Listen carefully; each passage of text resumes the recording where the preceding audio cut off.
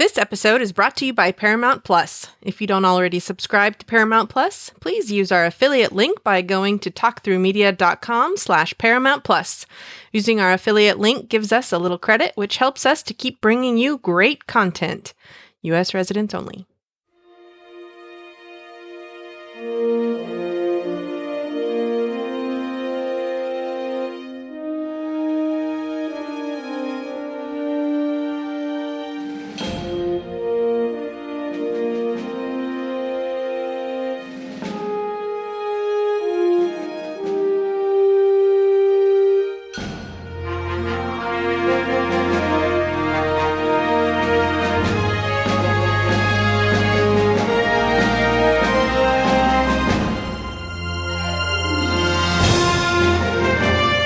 Hello, and welcome to episode 72 of the Star Trek Discovery podcast. I'm Brian. And I'm Ruthie. And tonight we will be covering season 4, episode 11 of Star Trek Discovery, titled Rosetta. You may be tuning in thinking, hey, we're going to cover Picard. We're going to cover Picard on the next episode. So we both have seen it already, of course. But since we have been covering Discovery all through, the season, we figured we'd continue doing Discovery first, Picard later. And if you guys don't like it, you can all protest. But unfortunately, my move is happening actually tomorrow, Saturday the 5th. So we only have time to record one episode tonight. So we're going to do Discovery. And then next week we'll record Picard. So you have, if you're listening to this and you're part of the Patreon, you'll have plenty of time to get in your feedback. Anyway, speaking of the Patreon, we provide early access to the episodes. We like to try to get them out within 24 hours of recording. And we have been actually through the half season, been doing a good job of that, thanks to how I changed how we do it. If you are interested in getting those episodes nice and fast and kind of raw with all the sausage being made, so to speak, go to patreon.com/Brian and Ruthie to sign up. As little as $1 a month will get you access. So before we get started covering Rosetta, we have some additional feedback on season 4, episode 10, titled The Galactic Barrier, and some things that we covered in the podcast. So let's open hailing frequencies. So first we have some errata. Incorrect. The graphic that we were first looking at last week during the Shipwide announcements about the schedule coming up, there were a couple of mistakes in the Strange New Worlds section. So it looked like Strange New Worlds skipped a week, and then between episodes 8 and 9 doubled up. That is in fact incorrect. It is in fact going one episode per week between now and, or I should say between May 5th, when episode 1 starts, and that overlaps with Picard season finale, season 2, episode 10. And then season 1, episode 10 of Strange New Worlds is July 7th. So, and they're one per week until then. So we just wanted to mention that. We also got some feedback from James, the Augmented Sailor, regarding last week's episode. Ruthie, why don't you read that for us? All righty. James, the Augmented Sailor, says, and I guess that's his rating. Yes. 9.45624325367. It's nice that they are all so eager for a 3-hour tour outside the galaxy. Mwahaha. That laugh was added by me. Is yes, the overall feel of this episode, it gave me a very 90s throwback feel, and I loved it. Oros himself seemed like a DS9 Gamma Quadrant species that we just never got to see. Yes and no. Tarka is a pure narcissist. He's literally taking credit for discovering that the controller's power source was remote, and at the same time completely deflecting any blame or even acknowledging anything negative about destroying the first controller. As long as it doesn't affect him or his in-game, then the rest of the universe be damned. And we really took a long time to get to Oros. We're just kind of jamming him in here. Sean Doyle's performance of the character is really convincing, and that's the yes, doing more with it. Like having him connected to 10C somehow would have added more depth to the character, and that's why it's a no. No. The barrier presents itself on a 2-dimensional plane instead of a 3. Where this show excelled in past seasons on presenting 3-dimensional space, this season has failed. The barrier should have looked like a wall, not a ribbon. They literally could have gone over or under the damn thing. I agree with that. The Saru Navarre president awkwardness is getting annoying.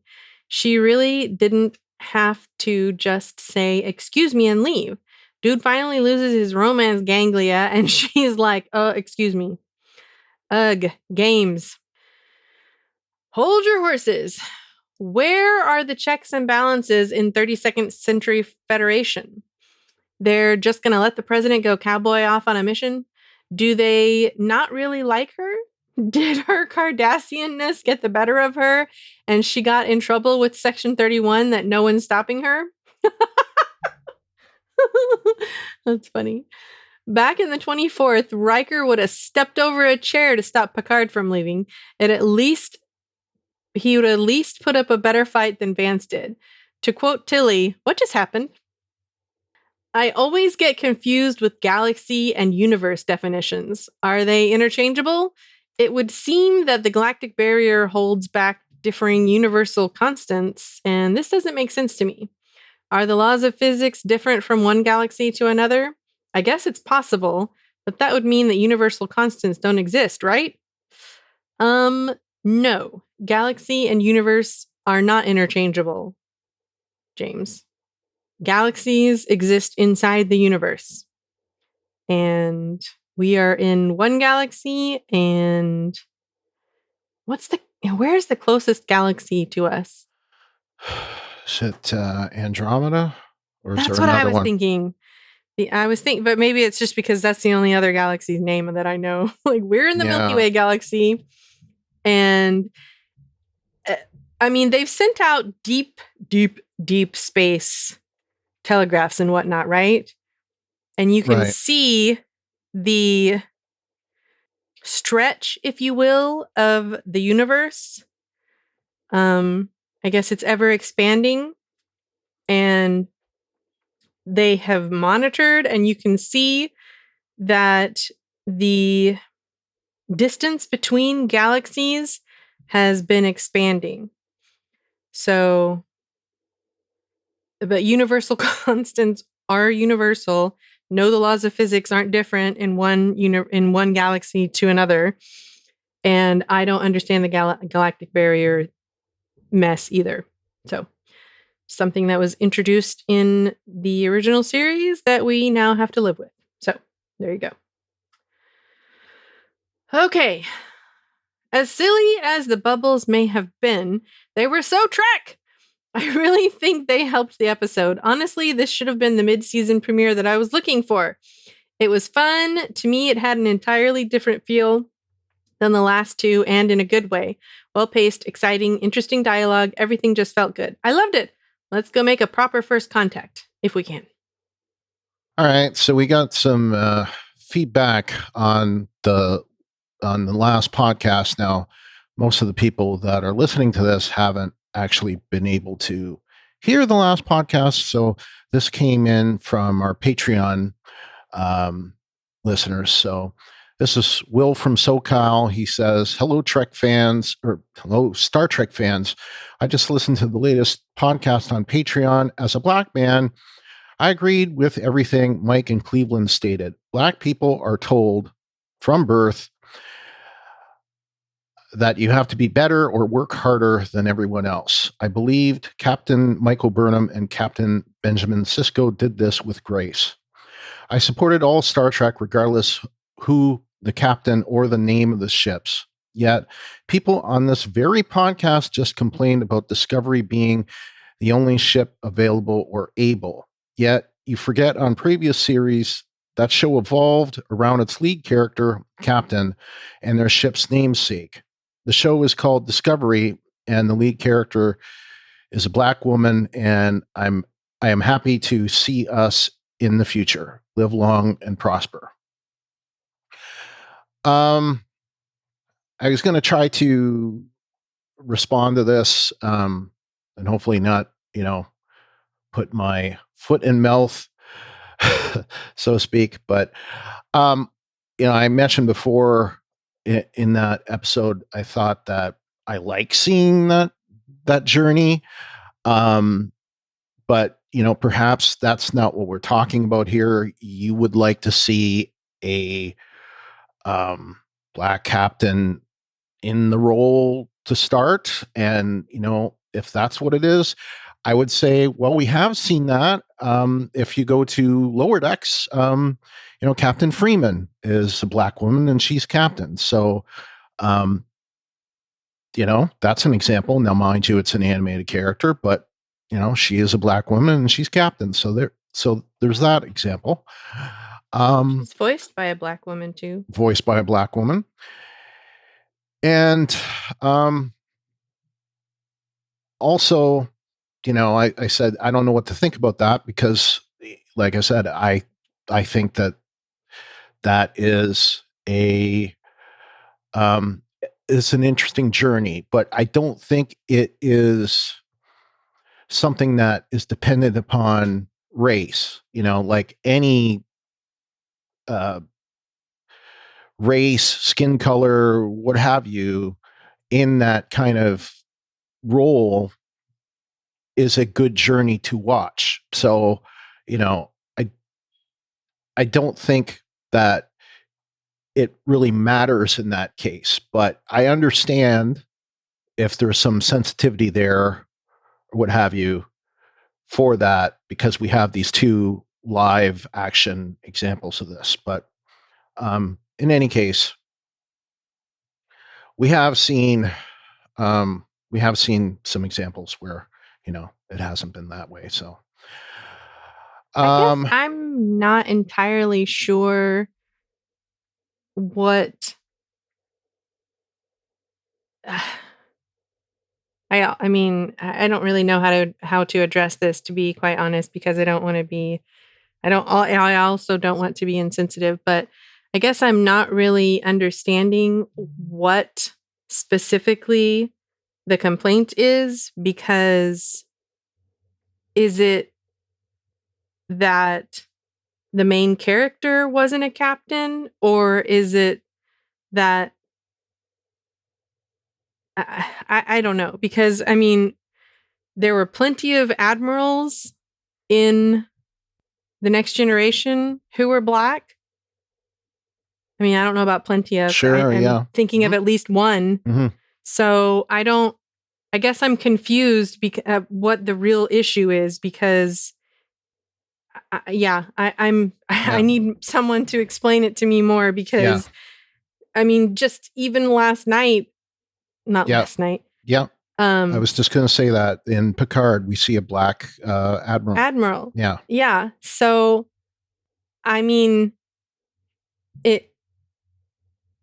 I don't want to say it can't be the issue of rank, but is it that person was the star of the show, but they weren't the rank of captain? Mm-hmm. Is that the problem? Mm-hmm. Because to me, I'm like, Sisko was in charge of the entire space station no matter his rank. It just Right. so happened that when he was put in charge of an entire space station, his rank just so happened to be commander, Right. not captain.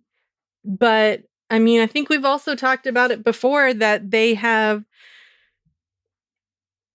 captain is like when you're the captain of a ship, you're not necessarily the rank of captain. As far as Right. like when you're in charge of the ship, you're the captain regardless of your rank, Right. so to speak. Exactly. Yeah.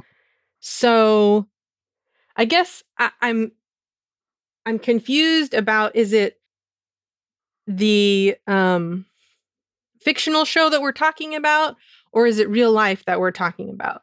Because if we're talking about the fictional show, everyone earned their rank in the fictional show. It just so happens that we see them at a different point in their journey. So I need more clarification, I guess, of what the issue is, because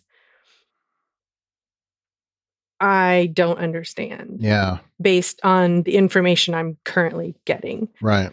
I can only assume that you're talking about the real life show and not the fictional, like the real life casting of the show and not the fictional aspects of the show we're talking about. Because again, we've had admirals who were Black or other people of color. And Star Trek has touted itself to be progressive in that aspect of, you know, way back in the 60s, they had a Black woman on the show who was not just a secondary or side character or, you know, what have you. She was a prominent member of the bridge crew. So I don't know. I need more. Because I'm not fully understanding this. And I'm not trying to say that what you're feeling or thinking isn't valid or anything like that. I don't understand it. Yeah. And, you know, maybe that's part of the issue. We're not, you know, we see it from our own cultural, you know, perspective. And Will sees it from his, you know, but right. You know, so the one thing I wanted to reiterate, and this is something Ruthie talked about, and I agree, is the whole thing about, you know, it's the only ship in the quadrant or the only ship, you know, that can do this kind of thing. And it does get tiresome. I agree with what she said last week.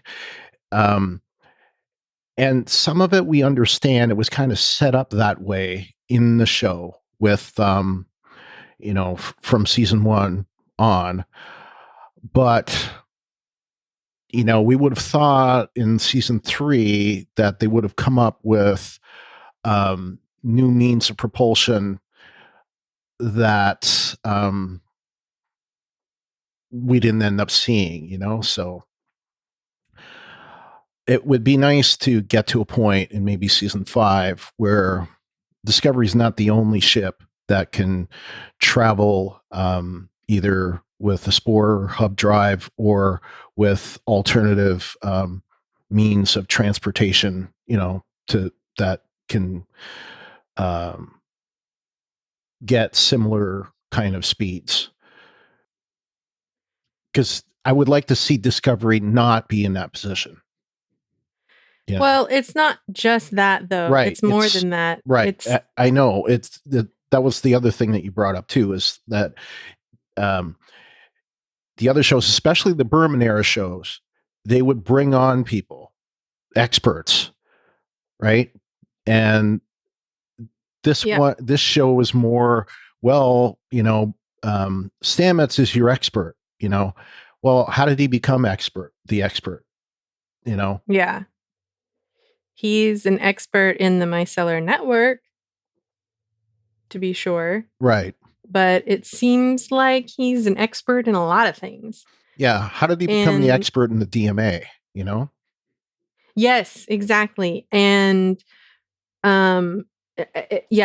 that's precisely my issue, I think, is that it seems like when I say it seems like the Discovery is the only ship, it really is like it's the only ship. Its crew are the only people. Like they can't ever in Next Generation, it was just very clear that they were all interconnected.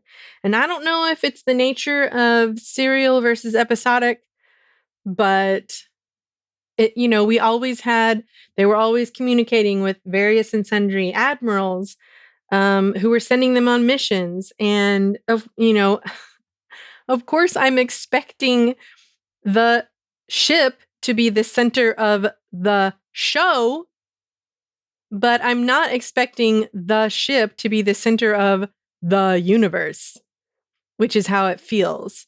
Whereas on The Next Generation, it did not feel like that. They were the flagship, yes. So they were called upon frequently to do things, probably more so than Discovery was. But things have been very murky about Discovery's role, Discovery's crew's roles. When we very first started, Discovery was an experimental ship with an experimental drive system. And Stamets was the person running that experiment, basically. He was the expert on that particular thing. And that made total sense. Right, because that's what the purpose of the ship is. So, of course, you have that expert on that ship. I'm thinking specifically of the time that Geordi fell in love with the holographic projection of that woman Leah Brahms, who turns out to be married. Yeah, right. She was the expert. She showed up on the ship to do whatever stuff, but she was just one of many. And suddenly now it seems like you said, Stamets is the expert on everything. He's the expert on the DMA. He was the expert on the issues with the burn or whatever. He can't be the expert on everything. And to give another layer to this, when they were all in the assembly, and I still don't understand. We talked about this at the time. I don't understand why Burnham was there. Who was she representing? Right. Starfleet captains? Why do they get a vote? And again, it's like they're doing these things that are so large that it doesn't make sense for our crew to be involved in them as heavily as they are. However, they are the stars of the show, and the show is called Discovery. So, and I've said this before again and again, they're writing themselves into a corner. And I don't like it. And it has nothing to do with anything other than that. Right. All right, let's move on. We've got some more feedback here from Brian from Colorado. He just quickly says, I haven't provided feedback for Discovery the past few episodes because they've all been pretty meh for me. I like the show because of Star Trek, but I get so disappointed by the writing and overall plot choices made by its creators sometimes. I'll try to muster up some time and motivation and give more specific feedback next week. Well, we didn't get any. I understand, Brian. Yeah. We didn't get any from Brian this week, but I told him that we were going to record Picard later, so hopefully we'll get some feedback from Picard. And even if he's got feedback for Discovery, send it in, and we'll get to it when we can. So, like in the next episode. We always tell you guys that. Though. Yeah. I think there have been elements of this season for me that have been good, but I would not call this the best season of Discovery by any means. So, Yeah. my favorite's still season 2. Samesies. Yeah. All right. I think I'm enjoying season 4 more than I enjoyed season 3, though. Okay. Yeah. I don't know. Yeah. I think, I can see that from you. I can definitely see that. Yeah. All right. So let's move on to this week's episode, season 4, episode 11, titled Rosetta, written by one of the co-executive producers, Terri Hughes Burton, and directed again by 2 directors, Jeff Byrd and Jen McGowan. The description from ParamountPlus.com is, while Captain Burnham leads an away mission to a planet that was once home to the aliens responsible for the DMA, Book and Tarka secretly infiltrate the USS Discovery. We got a star date. It was 865783.7. You know what? I've decided from now on, I am going to stop the stupid time of the episode being released. So forever now, I'm just going to say March 3rd, 2022.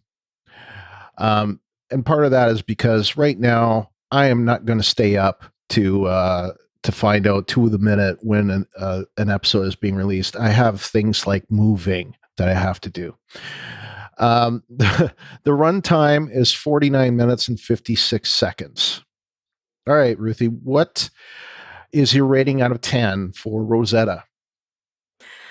I am going to give this episode an 8.7. Okay. Janet Reno sightings. Janet Reno? Did you intentionally say Janet Reno? Yes, I did. Oh my gosh. I thought about that the entire time I watched her on screen. I was like, it's Janet Reno. Oh my gosh. Well, to me, this wasn't a great episode. This was another classic. Let's move around the deck chairs of the Titanic episode, or move around the chess pieces. So it wasn't bad, but there were some slow parts to it. I'm going to give it an 8 feelings. Well, I think the reason why I rated it so high really is because of Jet. And I realized at the end of the show that I was like, oh, I think I would be enjoying this show so much more if there were more of Jet Reno, and that is unfortunate. Yeah, I can see that. So I'm giving it a higher rating because I really like seeing her, but unfortunately, that does not bode well for the rest of the show. I mean, I probably would have given it a higher rating, but she wasn't in it much. No, she wasn't, but it was enough to boost me up. And I mean, see, this is the problem. I enjoyed when Giorgio left this show last season, I was like disappointed. And because I really enjoyed her character, and the way that Michelle Yeoh played her was just so great. And I was really sad to see her go, even though her last episode was about the mirror universe that I don't really like. And, there's Tilly, who they also shipped off the show, and she was a favorite. So I don't know. I'm just like, too attached to favorite characters. Yeah. All right. Well, who aren't main characters. We've got some a couple of listener ratings anyway. Want to give the first, and I'll give the second. All right. Wes from Minnesota said, this one was good. I give Rosetta 8.95 hydrocarbon feelings out of 10. And Andy from the Midwest just gives it a simple 9.4 out of 10. All right. So let's move on to our listener yeses. Well, yeses in general, but first our listener yeses. Yes! I'll go with Wes here, I guess. Wes from Minnesota says, we finally got a little backstory about Detmer for the first time ever. And then he says, Reno appearance. And then he says, loved the twist ending. Yes, actually, the twist ending. I had that as well. Yep. All right. Next, we have Andy from the Midwest who says, I enjoyed the scene where they sensed love and security and related it to their childhood. And it was made more poignant by the fact that Saru and Detmer weren't able to relate to the feeling in any way, or in that way. For me, cultural things like music and TV shows from the late 70s and very early 80s evoke that feeling because they connect me to an era when I was a young child who only knew the love and security of my family. This scene reminded me, too, that not everyone has that experience. I liked the additional insights about Detmer. Why can't Bryce and Reese get writing like this? And I could really relate to her discomfort with displaying personal feelings on the job. When I'm in leadership or serving in some capacity, I try to focus on my role and what others need from me and not making things about me. I think that is the right thing most of the time, and I admire Detmer for it. But sometimes you have to let a little of yourself out, and there are appropriate ways to do it without being self-absorbed or losing sight of what others need from you.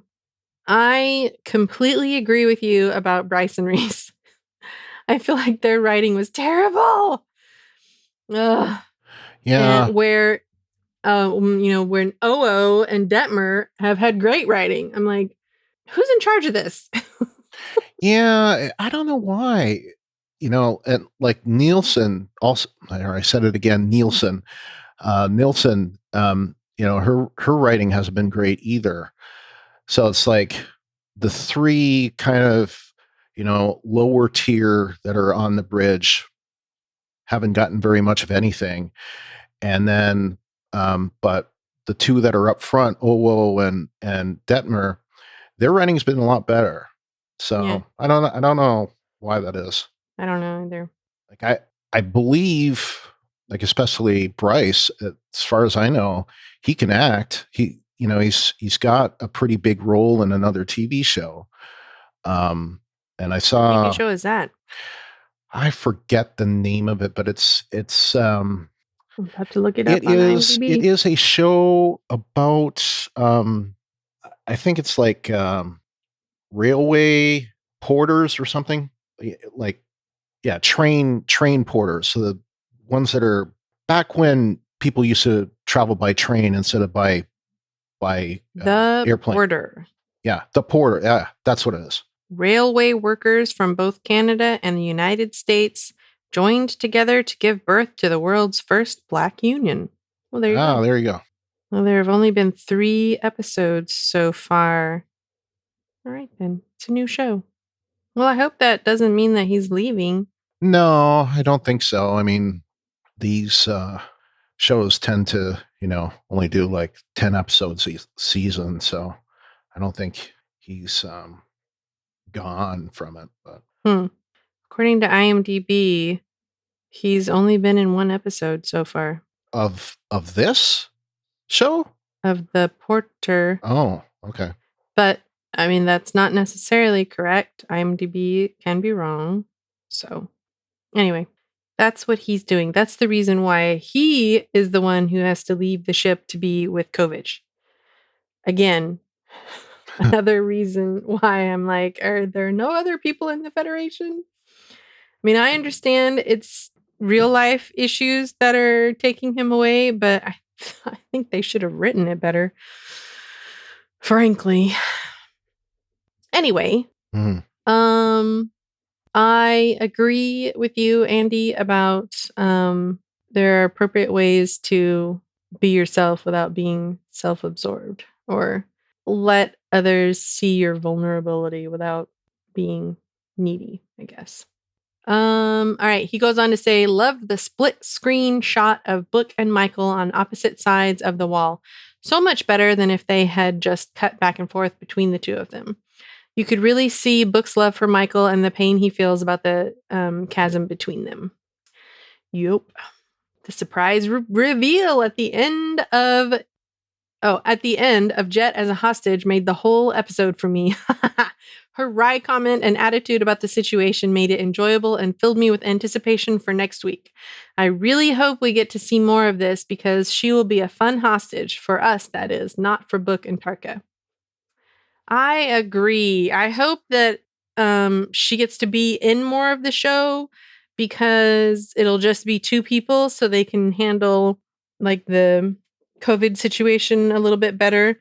I think she's immunocompromised, isn't she? She's a cancer survivor. Right. Yes. So the less people that she can be around might mean she gets to be in more of the episode. I hope, fingers crossed. Mm-hmm. All right. Finally, he says, I also appreciated that Jet figured out that someone was behind the odd things going on around her. I don't like being smarter than the characters I'm watching. Oh, I completely agree. Drives me crazy. Mhm. Like, why did they not? Yep. All right. What do you have for yeses? The slow walk. I always like a good slow walk. Okay. I never feel like it's overdone. I always like it. Mm-hmm. So yeah. I liked it. What else? Hirai, I enjoy his character. He's funny. He makes me laugh. And the interaction at the end of the episode between Oh yeah. Okay. between when Rillick was giving him side-eye about remember what we talked about, and he was like instantly changing his words to, oh, I mean more positive. That was funny. And of course, Jet Reno. And I thought it was cool that Rillick is good at crossword puzzles. That was fun. Is that it? I thought Adira was adorably awkward. Yeah.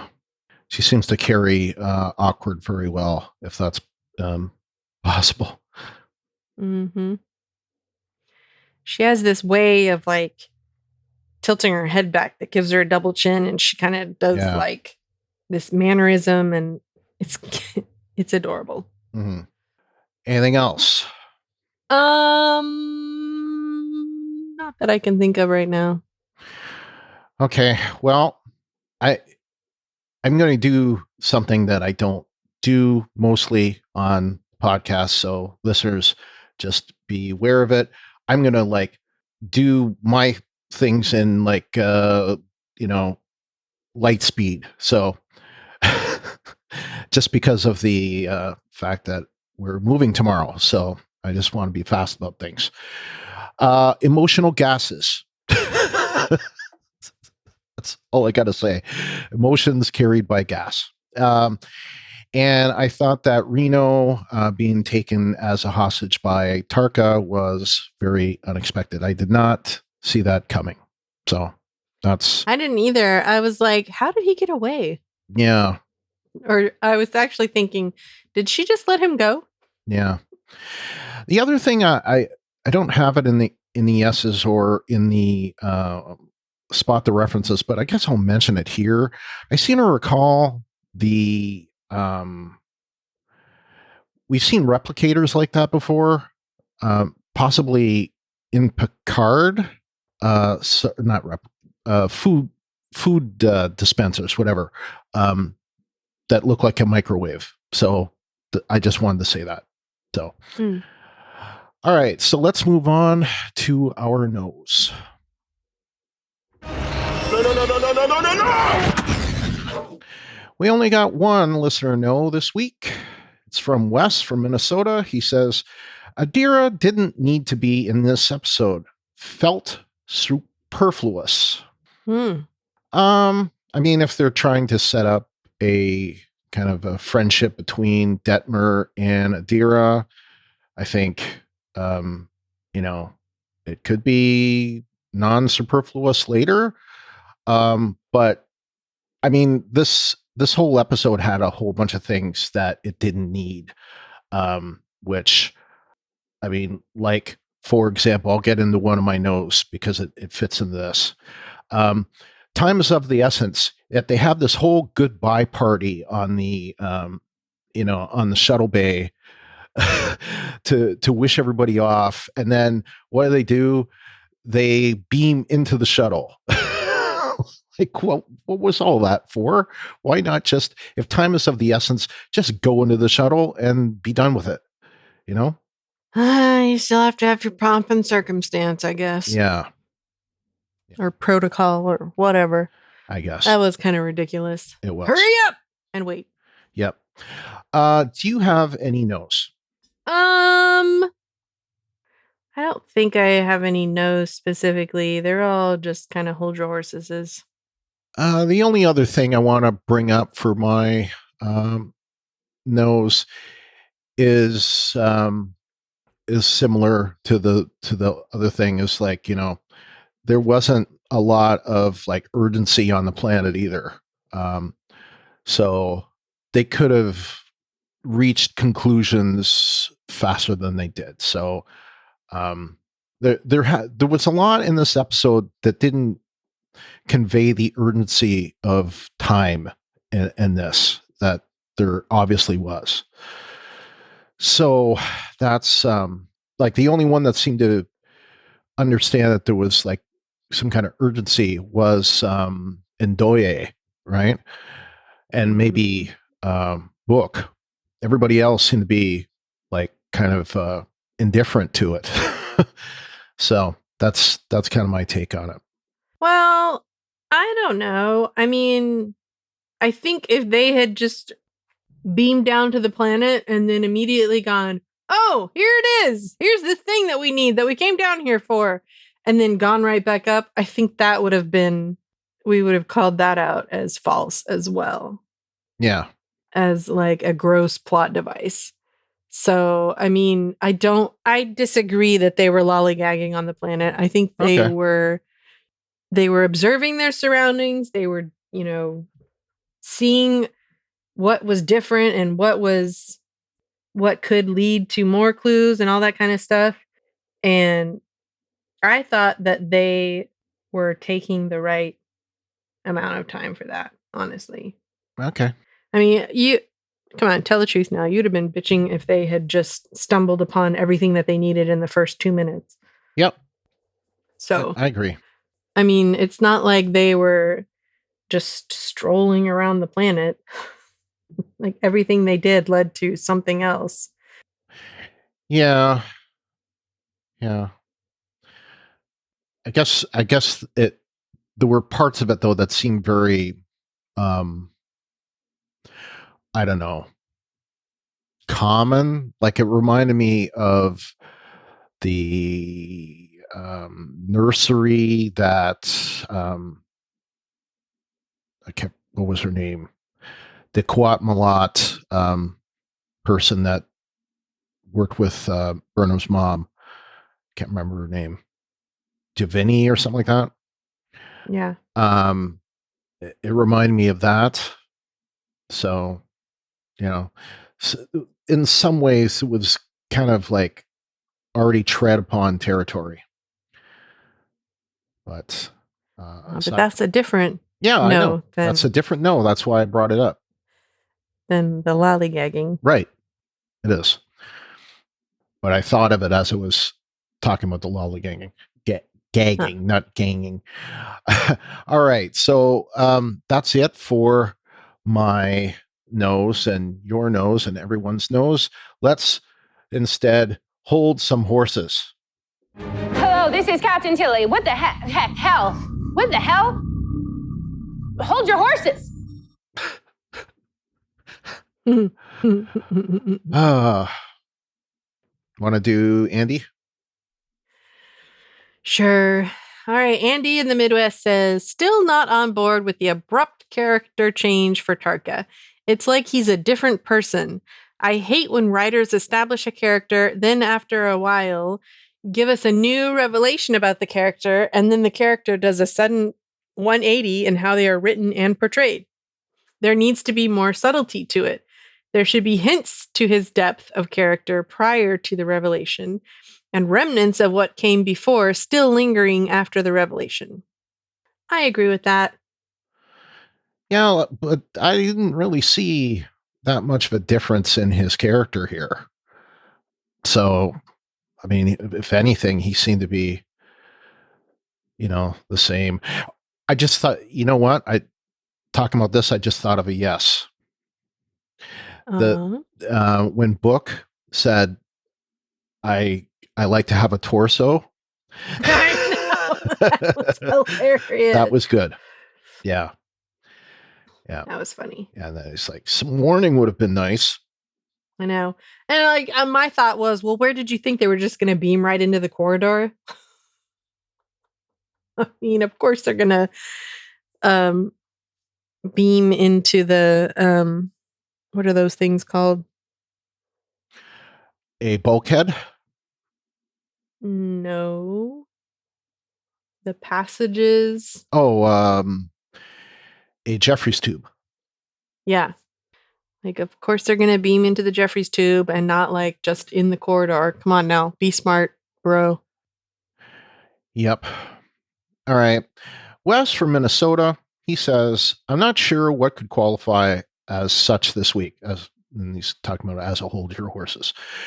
There were small moments that I could say hold your horses to, but nothing really stuck out for me. Okay. What about you, Ruthie? What do you have for hold your horses? Because I don't have anything written down. I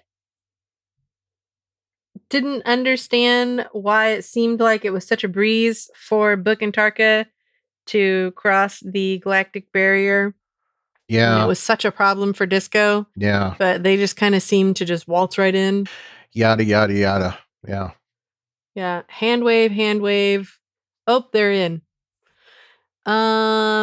I thought that Saru should have said something about the screeching. I didn't understand why he was being quiet about that. Yeah. I mean, I understand being embarrassed about feeling fear. However, on the flip side of that, I feel like he's grown enough as a character that he should have said something about, do you guys not hear that? I mean, you're on an alien planet in an unknown galaxy, and you don't think you should say something about something unusual that's happening to you? Yeah. That was my biggest issue about what happened on the planet. Yeah. Yeah. Yeah, I agree with that. He wasn't really forthcoming with that. He should have been. Yeah. And I mean, of course, it made sense after we figured out what was going on. But at first, I was like, what, Colbert just touched him and suddenly he's like hallucinating too, or whatever's happening? I was like, meh. But then when they revealed it was the dust and whatnot, I was like, oh. So. What else you got?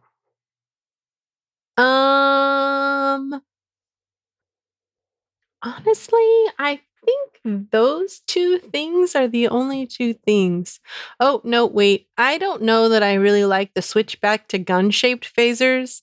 I don't know when this happened, if I just wasn't paying attention, but yeah, I really liked the in TNG how they were like Dustbusters. Yes, I did. And some of them, they even had like a tiny little like garage door opener type phaser, you know? Right. Yeah. Yeah. That to me seems more like, and I don't know why this is, but that to me seems more like of a defensive weapon rather than the gun looks aggressive, especially the way they hold it. And to me seems more like an offensive weapon. Mm-hmm. And I noticed this in Picard too. And I don't know why it was that I noticed it in Discovery first. And then when I was having to rewatch Picard because my screening experience was so terrible. But I was like, when did they switch back to the guns? Like, I understand the rifle thing for if you're in, a combat type situation. That makes sense to me that you would have that kind of a thing for like the security team. I'm thinking of specifically when they, in First Contact, when they went back in time and the Borg were invading the ship and they all had the rifles. Yeah. Yeah, that makes sense. Like you're trying to fight off invaders. But when you're going to explore new planets, you've got your defensive weapon to protect yourself, not to, slay your enemies, I guess. I don't know. The Type 3 phaser, more powerful than the Type 2. Yeah. I'm just thinking of something Tilly said. Uh-huh. Yeah. Anything else? No, but I also thought of more yeses. Okay, go ahead. I found General Ndoye's response to book interesting and unexpected. I would have thought that she would have been all in all the time. Instead, she was like, well, tell me why I shouldn't report you right now. Yeah. She was expressing such frustration that they were taking this time to do this and we should just barrel through. And then when she's given an opportunity to do that, she kind of balks a little bit. And I was like, what? That was unexpected. Well, I think the general is, if you want to take a page from Burnham's book, she's not a mutineer. Like she will accept the ruling of the vote. And while she's, frustrated the way things went, I think she agrees that it's like, look, if we're gonna go down this road, give First Contact a chance. And, if First Contact fails, and this is what we've said all along, it's like, start with First Contact, be ready for a response if you need to make it. And essentially that's what Ndoye is saying is, like it should be the fallback position. And that's what it should have been in the first place. It should have never been an A or B. It should have been an A. And if that doesn't work, B. Yeah. From the beginning. Anyway. Plan A, then plan B, not plan A or plan B. Right. Yeah. I loved when Michael said, if you finish that sentence, I'll demote you to ensign. Yeah, I like that too. That was fun. Also, Trina inviting Saru for a stroll. Oh, on the yes. Yes. That was so cute. Yes. The romance continues. Yep. Let's see. I have one more thing I think here. I really enjoyed the conversation that Culber had with Burnham at the end of the episode. Yeah, it's funny that you mentioned that because as you were just mentioning the previous point, I just thought of that point. It's like, yeah, I like that too. Yeah, because he is struggling with setting personal boundaries. And I personally believe that setting boundaries for yourself is really necessary. And it can be really, really hard, especially if you're someone like Culber, who's very invested in their job and their work and the things that they do. I mean, he's a caregiver, so that's especially harder to turn off, I guess. And I'm not saying that the rest of the crew are takers, but there was a meme on Facebook I shared a while ago that the givers have to set boundaries because the takers don't have any. And I know that setting boundaries for yourself can be hard, but I really think it's important. And it's something that I have learned over time. Basically, for the most part, unless it's something that's really important. If people send me emails after 5 o'clock, I'm like, that is a tomorrow problem. And I don't know why you're working after 5 o'clock. And that is something am that, not. yeah, and that's something that I need to get better at. I know a lot of people who need to get better at that. Someone I work with is terrible at not stopping working when the workday is done. She will go home and continue to work. And I'm like, why don't you just sleep at your office? Come on now. It's like, you need to give yourself that off time, that downtime, that away from work time, because you will burn yourself out. And if you don't know I'm talking to you, Heather, I'm talking to you. Jeez. Mentions her by name. Well, I don't even have any idea if she listens to, or if she even watches Star Trek. So, but just to be clear, I've said this to her before. Stop working. Anyway, I think that's it for now, unless I remember something else. Okay, well, I don't really have any hold your horses since we were originally on hold your horses, and I don't have any additional yeses beyond the one that I brought up earlier. So let's move on to our feedback section, and for the second time, open hailing frequencies. Okay, so our first bit of feedback is a voicemail, keeping that streak alive, from Jeff, X-Force11.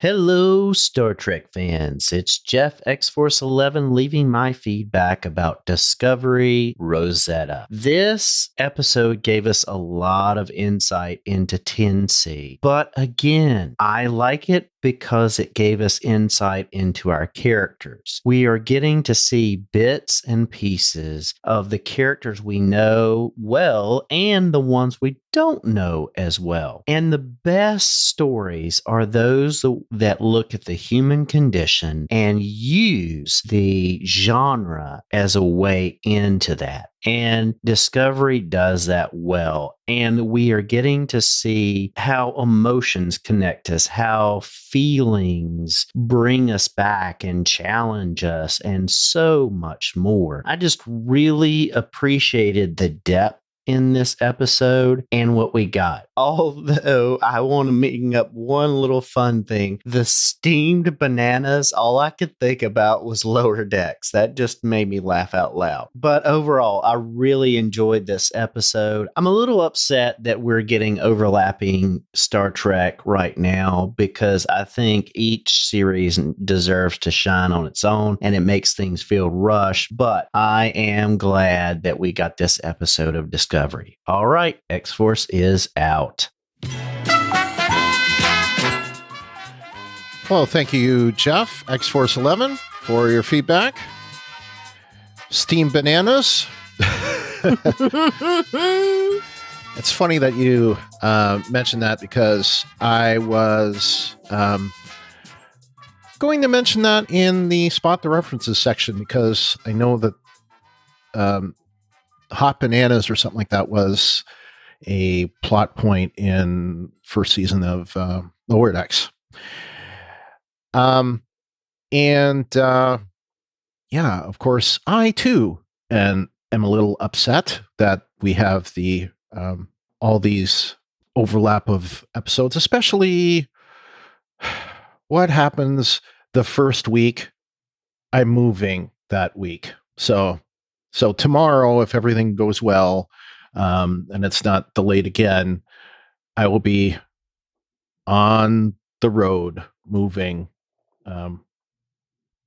20-hour drive, and that's without stopping, but we will stop. Zoinks. So, yeah. Yes. So, yeah.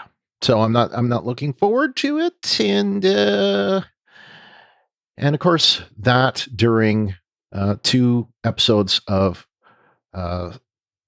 Discovery and Picard. And I've had a chance to see both. I've seen both of them twice. I won't talk about Picard except to say it was amazing in my opinion, but you guys will have to wait for more. What else is I going to say? Yeah, just the overlap. It kind of sucks, but I don't know why they're doing it this way. There must be some Paramount Plus reason for it. I know that right now they're having a deal because it's the anniversary of Paramount Plus, but it's like, did they really have to overlap the shows just because of the first anniversary of Paramount Plus? I mean, couldn't they have come up with a better reason for it? Well, I mean, I don't have any other reason why they're doing this other than because they're stupid. Because they're not only overlapping this show, they're overlapping other shows too. And how long is this anniversary celebration supposed to last? I mean, normally an anniversary is 1 day. I mean, even if you want to extend it to a month, we're talking about a show in May. Yeah. So, I mean, come on now. I don't know what brain they're thinking with, but it's not their smart brain. Right. I mean, at this rate, we're going to be done with Star Trek before summer. Right. Which is stupid. So stupid. Anyway, we did get feedback from Ken from Chicago. Oh, we did? Oh, okay. Yeah, it was actually about a previous episode, so we should have talked about it way back at the beginning of the episode. But that's okay. We're going to talk about it right now. Kim from Chicago on Twitter, on the Twitters, is replying to Rubicon. He says, at Star Trek TTM, I agree so much, Brian and Ruthie, this episode. It's one thing to set up an extra ship security alarm, but one with a lethal defense that you can't turn off when triggered? Nope. Book should have checked his ship from that point onward. Yep. Thanks, Ken. We also got some feedback from Comic Geek Kev. He says, nice to see Reno, and it looks like we will at least get more of her next week. Again, no bridge crew except for Detmer. Those black outfits were awesome. I was hoping we'd see some 10C babies. Yeah. You know, it's funny. When they said nursery, I was immediately thinking Borg nursery from the first time we see the Borg. After all the buildup, the resolution to the DMA is either going to be epic or a real letdown. But I love the show, so I'm really hoping for epic. I mean, I hope for epic too. So that's, I mean, it could go either way. So we'll see. We will indeed. All right. Do you have any other notes you want to bring up for this episode? How do you think Tarka was able to snatch Reno? Did he just overpower her, or did she just give up? That seemed weird because, I mean, she came upon him. He was hiding under a desk basically, and she found him. So how did he turn the tables on her like that? Don't know. I don't know either. So I was like, what is going on here? Oh yeah, I think Saru is right. They might not care. Yeah, they might not care. I mean, you can hope that they haven't lost their empathy, so to speak, based on the previous experience that they have. But sometimes I'm sure there's more than one response, more than two responses to trauma even, but I'm thinking of the dichotomy response to trauma, where it makes you more sensitive to it and sensitive to the plight of others in the same or similar types of trauma, or you become desensitized and you don't care. Yeah. So we'll see, I guess. We'll see what happens. Yeah, we will see. We shall see. I don't have any other notes. The only couple things I wanted to mention. I did find a passing familiarity to the TOS episode "This Side of Paradise" in a way, where Spock, like gets those spores in his like breathes those spores in, and he, we see him feeling emotions that he didn't normally feel. It reminded me of that. And we also hear about Raktajino. So, of course, Raktajino is a Klingon coffee, and it was first mentioned on Deep Space Nine. So they talked about like Kira. I want to say Kira and Jadzia, I think, used to have Raktajino a lot. But anyway. Yeah, I think so. Yeah. Other than that, I can't really think too much of any other references per se. Oh, yeah, there was one other thing. Adira says to Detmer, "Fly good." And that was something that Pike said to Detmer in, I'm not sure which episode that was. It might have been the first episode of Discovery season 2, brother. But anyway, Pike said the same thing to Detmer, "Fly good." So that's it for our spot the references section. Now we're going to go to shipwide announcements, sort of.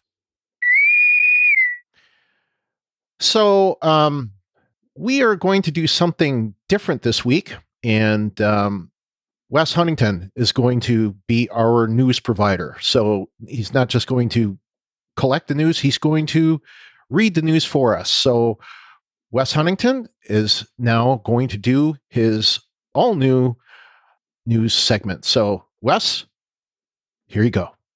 And thank you.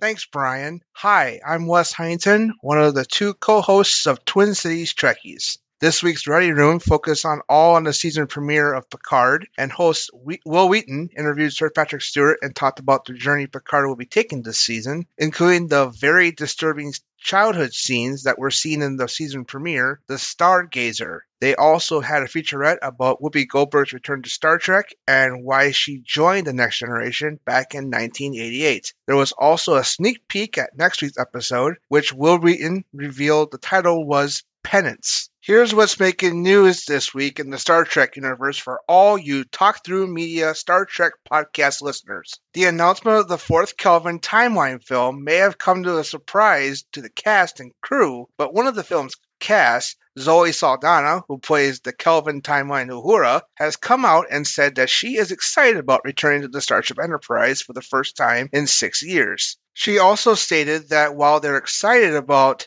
the film coming out and doing this film, they will do whatever they could to honor Anton Yelchin's passing, which occurred back in 2016, shortly before Star Trek Beyond hit theaters. Frequent Star Trek Discovery director and co-executive producer Olatunde Osunsanmi has inked a deal to produce content for CBS television studios. Osunsanmi has been with Discovery since its first season. He is the 3rd such Kurtzman Trek producer or creator to ink such a deal with CBS, following Michael Chabon, who left Picard to produce his own content, though he is just a producer and a writer for the 2nd season, and Lower Decks creator Mike McMahon. TNG's license to stream on Netflix in the United States will expire on April 2nd. This will leave Deep Space Nine as the only Star Trek series left on the service until that license expires. It is yet another move by Paramount Global to make Paramount Plus the sole home for all things Star Trek, new and old. Would you like a Lower Decks movie? or a live-action episode? Series star Tawny Newsome, who voices Beckett Mariner, recently spoke to Inverse and said that she is pitching new ideas to series creator Mike McMahon. She mentioned in the article that she has also tried to pitch a musical episode of the series. Paramount Plus is offering new subscribers $1 a month subscriptions for 3 months to celebrate its first year as a streaming service, and the $1 a month price is at the lower end of the tier for Paramount Plus. If you want the higher end, which means with no ads, you can pay $2 a month for 3 months. This applies to inactive subscribers and new subscribers alike. When you sign up or reactivate your account, enter the promo code BIRTHDAY. Hurry, you only have until March 7th to reap the benefits of watching Star Trek for dirt cheap. The promotion will have expired by the time this episode is out, but we hope that you've done this and gotten the discount. Paramount Plus, as of March 4th, made the first episode of Discovery's 4th season, entitled Kobayashi Maru, free to watch on YouTube for a limited time. They've done this in the past with other season premieres of Star Trek. If you're in the Los Angeles area, you can visit Guyan's Bar from Star Trek Picard with 10 days of 10 Forward the Experience. This immersive social hub features photo ops, food, drinks, and more. You must be over the age of 21. All are welcome, and tickets are limited and are available from March 10th to March 20th. You can go to 1010forwardtheexperience.com for tickets and for further information about the event. Sadly, we've lost another member of the Star Trek family. Mitchell Ryan, who played William Riker's father, Kyle Riker, in the Next Generation episode The Icarus Factor, has died at the age of 88. Outside of Star Trek, he's appeared in such soap operas as Like All My Children and had a supporting role in the 1997 film Liar Liar. He was also Dharma's eccentric father in the Dharma and Greg television series. Twin Cities Trekkies is a weekly podcast dedicated to everything Star Trek. My podcast co-host Mackenzie Flickinger and I talk about everything from the original series all the way to the upcoming Strange New Worlds. New episodes are released every Wednesday. You can find Twin Cities Trekkies on every platform you can think of for podcasts. Our social media handles is TC Trekkies Pod for both Facebook and Instagram. You can also reach us by emailing us at tctrekkiespodcast@gmail.com, or you can leave us voice messages when you find the podcast at anchor.fm/Twin Cities Trekkies. Thank you, Wes, for that. Now, as far as the Parrot Analytics, we didn't really get anything as far as Star Trek.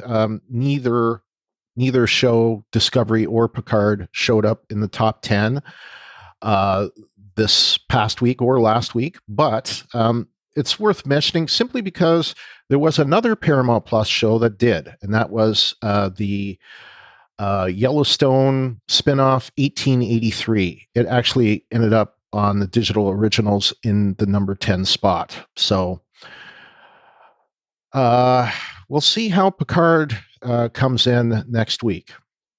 So, okay, so that is it for our news this week. Again, thank you, Wes, for that. And Ruthie, why don't you tell people how to contact us and send feedback? All right. The deadline for Star Trek Discovery Season 4, Episode 12 is Friday, March 11th, 2022 at 7 p.m. Eastern, 6 Central.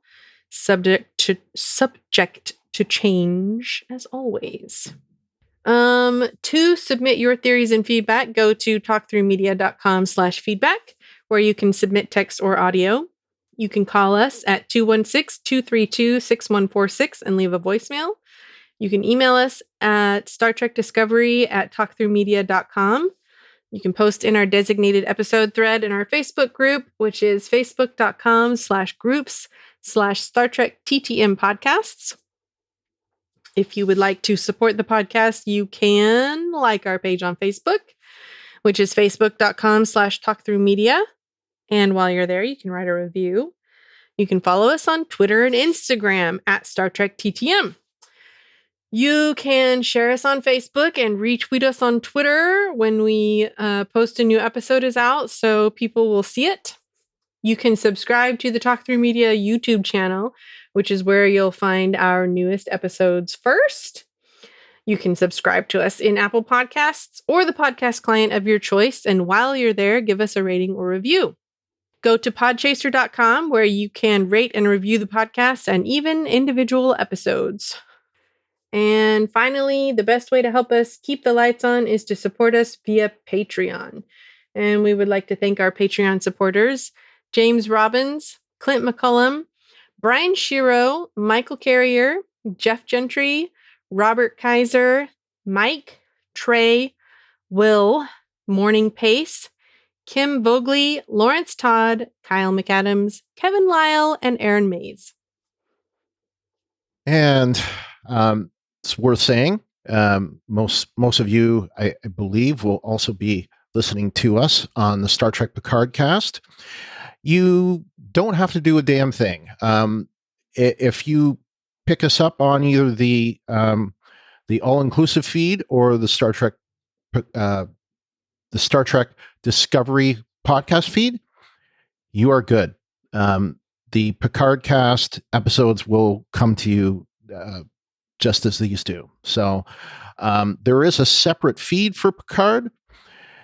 So if you're picking us up and you only want to listen to Picard, you can look up that podcast, and it's the Star Trek Picard cast.